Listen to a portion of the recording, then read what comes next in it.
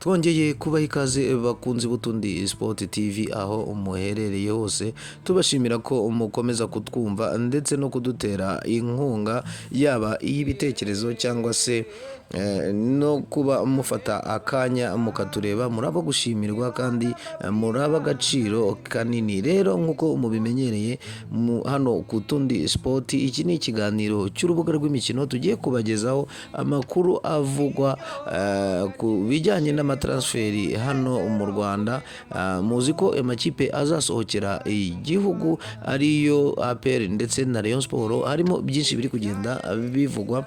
Rero tukaba tugiye kubazanira batanu bamaze gusinya muri iki cyumweru gishize basinyira ekipe ya Rayon Sport, tubagezaho uko basinye ndetse n'imishahara bazajya bahembwa. Tubagezeho na rutahizamu w'ikipe ya APR FC imaze gusinyisha nayo, tubabwira uko ibintu bigiye byifashe. Ngaho rero mukomeze kudutega amatwi, kandi iki kiganiro mukigeze ku musozo kugira ngo muze gukurikirana amakuru menshi aba atagiye avugirwa ahandi.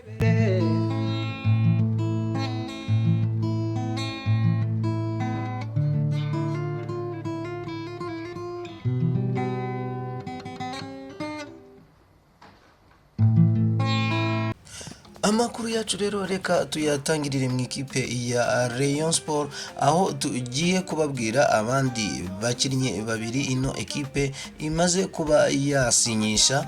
Turababwira umukinnyi ukomoka mu gihugu cya Mali, ni umuzamu witwa Idrissa Kouyaté w'imyaka 26 y'amavuko. Yasinye amasezerano y'imyaka 2 azageza mu mpeshyi z'ibihumbi 2027. ari umukinnyi w'iyo ekipe mwizamu. Rero nk'uko mubizi, hari Rayon Sport kandi yongereye amasezerano rutahizamu Amahire Abedi, wari umaze amezi 5 ariwe watakika izamu akinira iyo ekipe ya Rayon Sport. Nyuma yo kuyigeramo rero kwezi kwa mbere 2025 aje gufatanya na Forunganye. Uwo Forunganye muzi ko ibyo bitahise bigenda neza, ko yahise avunika. Rero nawe yasinye imyaka 2, ni ukuvuga ko amasezerano ye nayo azageza mu 2027. ari umukinnyi w'iyo ekipe ya Rayon Sport. Ni wowe dukunda ndahindi kipe yaza ku mutima Rayon. Uyu munsi wa Rayon, umunsi wa Rayon, twaje twese twaje gutsinda Rayon.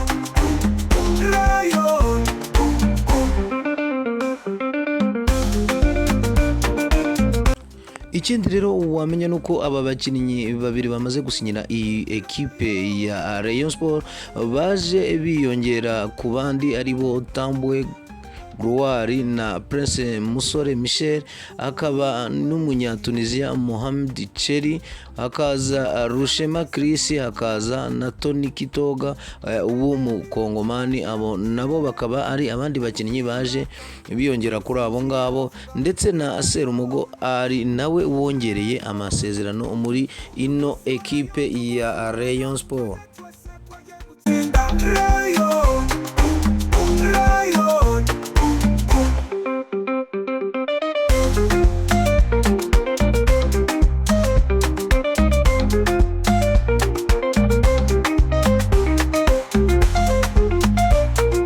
Ikindi rero gikomeje kugenda kivugwa muri Rayon Sport ni umukinnyi Ntarindwa Aimable wakiniraga ikipe ya Mukura hagati mu kibuga, akaba yugarira. Rero akaba yarangije kumvikana na Rayon Sport. Ubu mu masaha make nayo akaba ari buze gutangazwa nk'undi mukinnyi mushya iyi ekipe yaba yibitseho. Rero mu gihe tukiri kubabwira kuri ibyo kuri ayo makuru ya transferi mu ikipe ya Rayon Sport, reka tuze tubabwire amwe mu marokritoma uko yagiye akorwa hano muri ekipe ya Rayon Sport. Mumenye ese bahawe angahe, bazajya bahembwa angahe, hanyuma murebe nimba namwe iyi ekipe iri kwiyubaka. Tubwire muri komenti cyangwa se twandikire kuri WhatsApp mutubwire mutese aba bakinnyi murababona mute.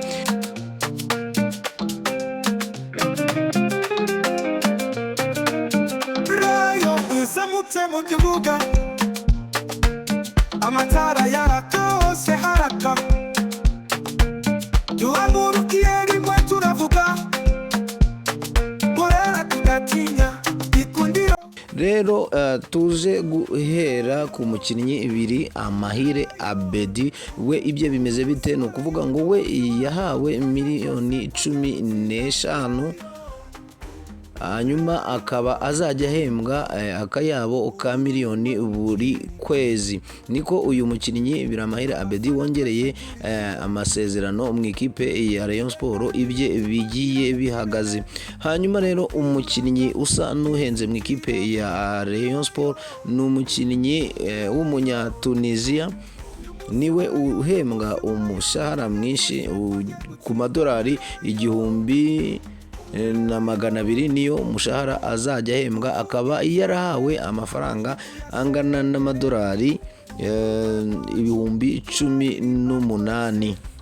Tufatanye, Rayo ni wowe dukunda, ndahindi kipe yaza ku mutima. Rayo, Rayo, uyu munsi wa Rayo ndi umunsi wa Rayo, twaje twese twaje gutsinda. Rayo, Rayo.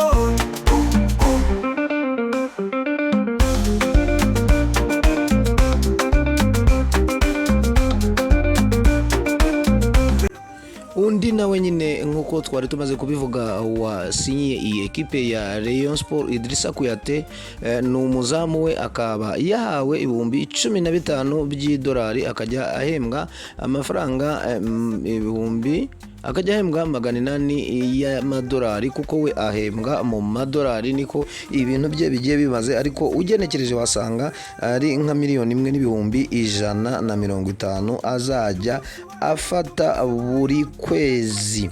Rero ikindi mwamenya amakuru yandi ya transfer mwakomeza kugenda mumenya mu ikipe ya Rayon Sport, nuko abakinnyi Rayon Sport mu by'ukuri isigaje kugura ari abakinnyi 5. Muri aba bakinnyi 5 rero hagomba kuba harimo abanyamahanga 2 ndetse n'abanyarwanda 3.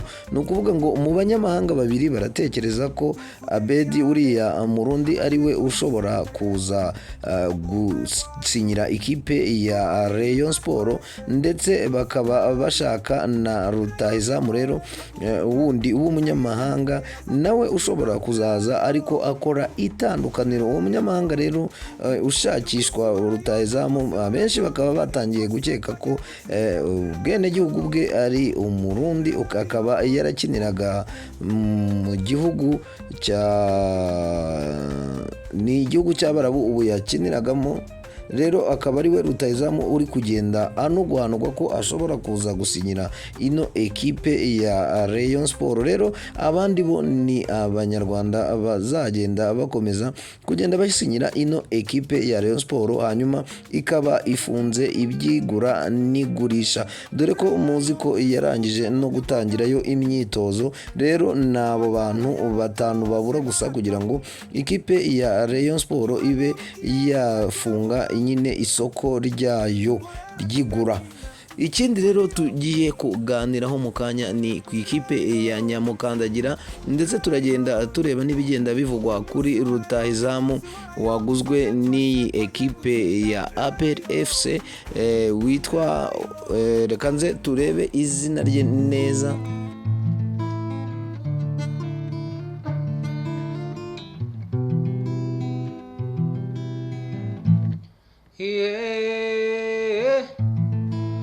Namenye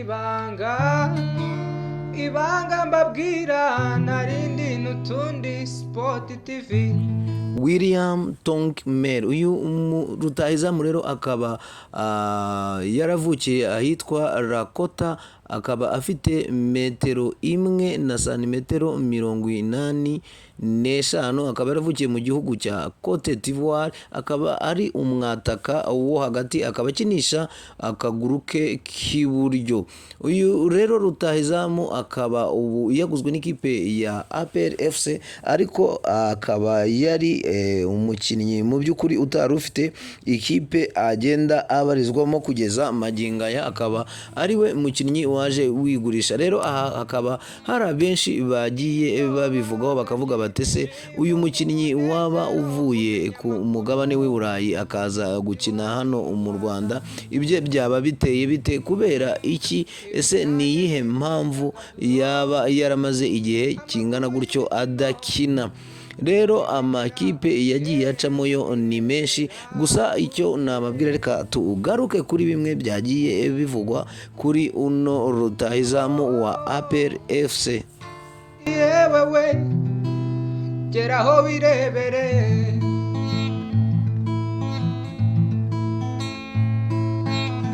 kuri YouTube handika Utundi TV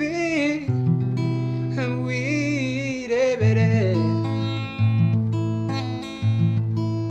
Ibyakomeje rero kugenda bivugwa kuri uyu rutahizamu nuko bamwe bagendaga bibaza batese uyu rutahizamu wari umaze igihe kigera ku mezi 6 adakina, kuko mu by'ukuri ni rutahizamu uje gufasha ikipe ya APR FC kuba yazajya mu matsinda, dore ko benshi bo ibyo kuvuga ko ikipe ya APR FC yabiri gutegura muri shampiyona nta birimo, kuko imaze gutwara shampiyona inshuro 6 zikurikirana. Urumva ko rero iyi ekipe mu by'ukuri ntago ikeneye rutahizamu uzaza kuzuza umubare w'ibitego gusa hano mu Rwanda, ahubwo rutahizamu ikeneye n'uzaba yayifasha kujya mu matsinda. Rero abantu benshi bakaba bavuga bati ese koko mu by'ukuri ubushobozi uyu rutahizamu afite murabona ari uzajyana ikipe ya APR FC mu matsinda? Bakongera bakavuga bati umukinnyi wari umaze amezi angana gutyo yose nta yindi ekipe yigeze imushaka, ari umukinnyi wigurisha, nta baramuhaye release leta, ni ukuvuga ko ari umukinnyi ugifite akabaraga, cyangwa n'umukinnyi koko iyi ekipe ya APR FC yaba yazagenderaho. Rero ibyo bakomeje kugenda bavuga bikaba ari ibintu bikwiye kurebwaho. Ikindi gusa umukinnyi we ashobore kuba yagaruka mu bihe bye byiza, nimba amaze igihe adakina, wenda akavuga ati reka mbe sinyiye ikipe ya APR FC ndebe ko nazamura kariyeri yanjye. Ariko rero ibyo benshi bakomeza kugenda baravuga bati ikipe ya APR FC siyo kugira ngo umuntu aze kuba yakomeza kuzamura kariyeri ye, ahubwo ni ekipe ishaka kuba yajya mu matsinda. Ikindi rero cyakomeje kugenda kivugwa nuko uyu mukinnyi mu by'ukuri nk'uko mwamubonye kuri thumbnail, urabona ko ari umukinnyi w'umusitari. Benshi babuze kugenda bamugereranya n'abahanzi bagiye batandukanye, bakavuga bati rero umukinnyi umeze gutya ese ibye bizashoboka? Gusa nyine nk'umukinnyi nawe agomba kujya agenda ashyiraho ake kugira ngo kariyeri ye itaba yarangira ityo. Ikindi cyakomeje kugenda kibazwaho nuko uyu mukinnyi bavuga ko yaba yaratangiye gukinira ikipe ya Cote d'Ivoire afite imyaka 16. Bakavuga bati rero mu mibare twakora twasanze uyu mukinnyi mu by'ukuri ari kwa kundi nyine abakinnyi bagenda babeshya imyaka yabo, bityo rero akaba imyaka mu by'ukuri yaramutwaye adafite nk'imyaka twababwiye yanditse mu bijyanye n'umupira. Bakavuga bati rero ashobore kuba ari umukinnyi ugiye ashaje, ahubwo arimo gushaka ko kariyeri ye yarangirira ahantu yabona amafaranga. Bakavuga bati rero bityo akaba ariyo mpamvu yazinyiye ikipe ya APR FC. yewe we geraho birebere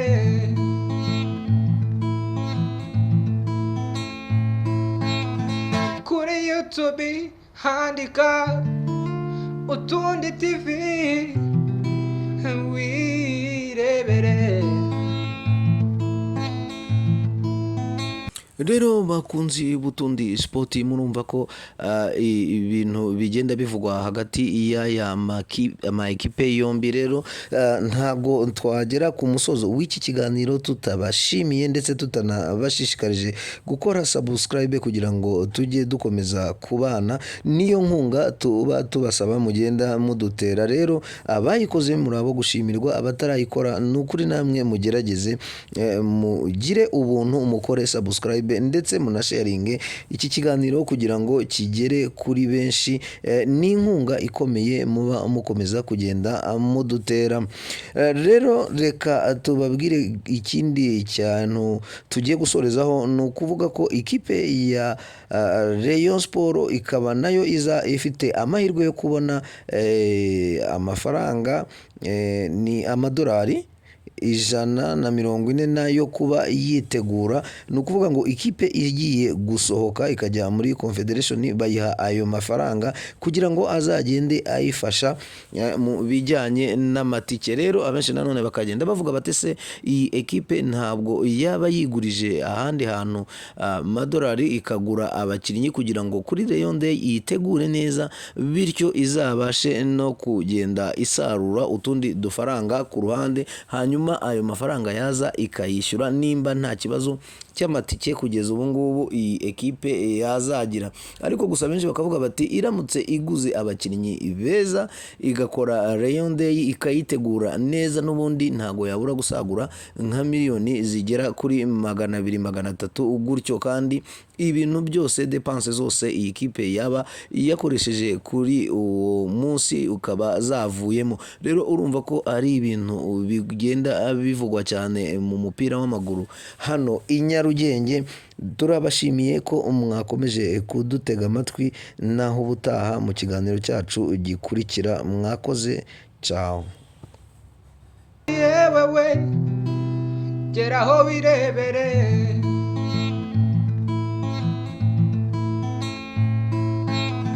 kuri YouTube handika Utundi TV